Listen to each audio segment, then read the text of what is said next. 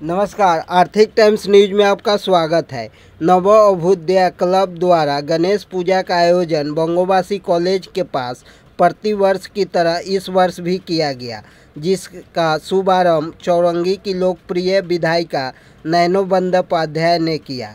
इस अवसर पर Ashok Dev MLA, Gopal Chandra Shah Gandhi president of SC-OBC cell, Mousumi De पूर्व councillor, Indranil Kumar 51 number ward के councillor, Shivashish Banerjee central Kolkata Chhatra Parishad president, Debashish Banerjee सहित अनेक विशिष्ट व्यक्तिगण उपस्थित थे। पूजा को सफल बनाने में जयदेव दास वाइस प्रेसिडेंट उत्तर central SC-OBC committee, Doel Das secretary central Kolkata Trinamool Chhatra Parishad, Anindo Dutta vice president central Kolkata Trinamool Chhatra Parishad और दिलीप विश्वास जनादा की विशेष भूमिका रही और पूजा के अंतिम दिन हजारों लोगों में भोग वितरण किया गया।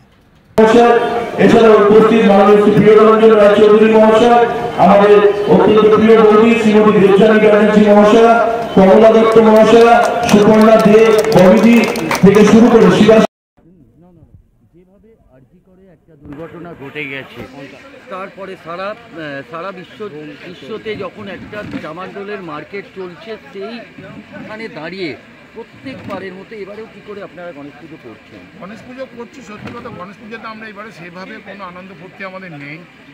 আমাদের পুজো করতে হয় তাই পুজো করেছি।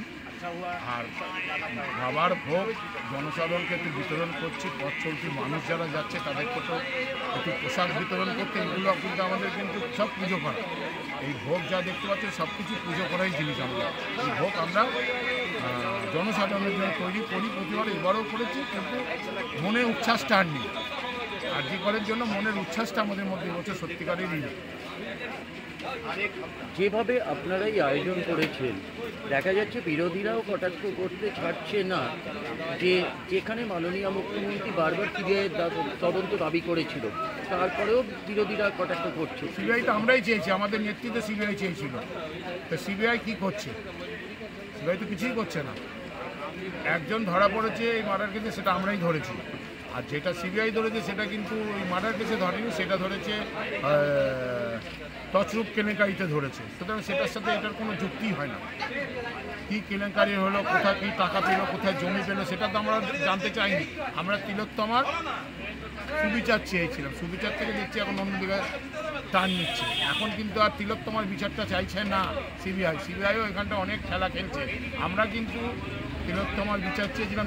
আমরা তিলোত্তমার খুনিকে ধরেও দিয়েছি, সে এখন জেলে আছে, সেটা একদিনই আমাদের হাতেই আছে, আমরাই ধরেছি।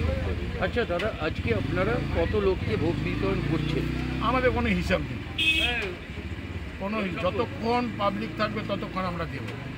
মানে কি মনে করছেন, মানে প্রত্যেক বছরের মতো এবছরে কি আরও বেশি? কোনো বেশি নেই, আমরা যেরকম পুজো করি প্রতি বছরে এইভাবেই পুজো করেছি, কিন্তু অন্যান্যবারে আনন্দ ফুর্তিটা একটু বেশি হয়। এবারে আমরা তিলোত্তমার জন্য আমরা আনন্দ ফুর্তি বলে কোনো জিনিস আমরা রাখি। আমরা সত্যি কথা বল, বোনের বিচার আমরাও চাই, সঠিক বিচার হোক আমরাও চাই। আমরা এই নিয়ে রাজনীতি চাই না। আচ্ছা, আপনাদের ক্লাবের তরফ থেকে আপনারা সমস্ত মানুষকে, এলাকাবাসীকে কি জানাবেন, কি বলতে চান আপনি? সবাই একসাথে থাক, সবাই ভালোভাবে থাক, এটাই কামনা করি বাবার কাছে। পল্লীবাসী যাতে আমার পল্লীবাসী, কারণ আমার বাংলা শান্তি ফিরে আসে, শান্তি চাই আমরা। কতদিন থাকবে? আচ্ছা, কতদিন থাকবে আপনাদের এই? আমাদের এই অন্যান্যবার 2-3 দিন থাকে। এবছর যেহেতু এই তিলোত্তমার ব্যাপারটা আমাদের কাছে খুবই মর্মান্তিক ব্যাপার, আমরাও সেটা ঠিক নিতে পারছি না, তাই আমরা কালকেই বিসর্জন দিই। আপনারা কি কোনো প্রসেশন কিংবা কিছু করবেন? কিচ্ছু না, অন্যান্যবার মাইকই বন্ধ আছে আমাদের। আপনার নামটা একটু বলুন। আপনার নাম? জয়দেব দাস। আর ডেজিনেশনটা আপনি ক্লাবে? জয়দেব দাস, ক্লাবের সাধারণ সম্পাদক, যুগ্ম সম্পাদক। হেরে যাচ্ছি। যেভাবে তিলোত্তমা একটা কাণ্ড, এত বড় কাণ্ড, আর্যিকর নিয়ে একটা কাণ্ড ঘটেছে, দেখা গেছে আপনারা রাজপথে নেমেছেন তিলোত্তমার বিচারের জন্য। আজকে দেখা যাচ্ছে আপনারা গণেশ পূজায় আপনারা অংশগ্রহণ করেছেন, কেমন লাগছে আপনাদের? আমাদের এই গণেশ পুজো প্রায় 16 বছর ধরে হয়ে আসছে। প্রত্যেক বছরের মতো এই বছরও আমরা গণেশ পুজোটা করছি এবং আপনারা দেখতেই পাচ্ছেন এখানে আমাদের ভোগ বিতরণও হচ্ছে। তো এই গণেশ পুজোর শুভ তিথিতে আমি একটাই প্রার্থনা করব ঠাকুরের কাছে, যাতে ঠাকুর সবাইকে সুবিচার দেন, সবাইকে ভালো রাখেন এবং ঠাকুর সবার মঙ্গল করেন। কি মনে করছেন যেভাবে একটা ঘটনা ঘটে গেল, আজকে পুজোটা কি ঠিক ফিকে ফিকে লাগছে? ফিকে তো অবশ্যই লাগছে, কারণ একটা লস হয়েছে আমাদের, কিন্তু ফিকে লাগা সত্ত্বেও যেরকম প্রত্যেক বছর আমাদের করতে হয় পুজোটা সেরকম করতে হবে, তাও ওই ফিকে পুজোর মাঝখানে আমাদেরকে সেই সুখটুকু খুঁজে নিতে হবে, যে সুখটুকু আমরা খুঁজে নিতে পারবো। আজকে গণেশজির কাছে আপনি কি চাইছেন, আজকে কি করছেন প্রার্থনা? গণেশ ঠাকুরের কাছে আমার একটাই প্রার্থনা, যে সেই যেন সবাইকে সুবিচার দেন, সবাইকে ভালো রাখেন এবং সবার মঙ্গল করেন। নামটা জি? আমার নাম দোয়েল দাস, আমি মধ্য কলকাতা জেলা তৃণমূল ছাত্র পরিষদের সম্পাদক। তৃণমূল ছাত্র পরিষদের পক্ষ থেকে আন্দোলন করেছি। আপনি যে কথাটা বললেন, কথাটা একদমই সঠিক, যে বর্তমান সময়ে দাঁড়িয়ে আরজি করে এমন একটা ঘটনা ঘটে গেছে, যে ঘটনাটা আমাদের পশ্চিমবাংলা কেন সারা ভারতবর্ষের সকলের মনকে নাড়িয়ে দিয়েছে। কারণ আমরা অত্যন্ত দুঃখিত, আমরা অত্যন্ত ব্যথিত যে আমাদের তিলোত্তমাকে আমরা হারিয়েছি আমাদের পশ্চিমবাংলার বুক থেকে।